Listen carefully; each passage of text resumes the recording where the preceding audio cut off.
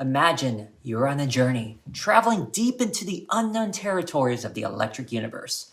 You got your backpack filled with a curious mind and a thirst for knowledge, ready to explore the mysteries of the electrical charge. So as you're walking along, you come across a strange phenomenon. You touch a doorknob after shuffling across the carpet on a dry day, and suddenly you feel a jolt of energy run through your body. You've just felt the power of electrical charge, and it's time to take a closer look to see what's going on. So really quick, long ago, brave explorers of the electric world discovered that when they rubbed certain objects together, it would cause those objects to either attract or repel. It was like a magical dance between two partners, one pulling and the other pushing.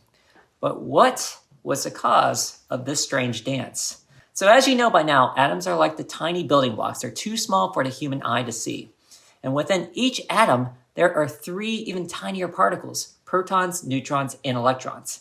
Now, protons and electrons are like positive and negative magnets, attracting and repelling each other. Neutrons, on the other hand, are neutral, like a still rock in the middle of a raging river. Now, for an example here, when you rub a rubber balloon on your hair, the friction creates an imbalance of electrical charges between those objects. The rubber material has a stronger desire for electrons than your hair, so the balloon steals some of those negatively charged electrons from your locks. Now, there are more electrons than usual on the balloon, so it's negatively charged while your hair has an overall positive charge. Now, this movement of electrons from one place to another is what we call electricity. And just like a river that flows from its source to the sea, electrons move from one place to another, bringing energy and life to the electric world.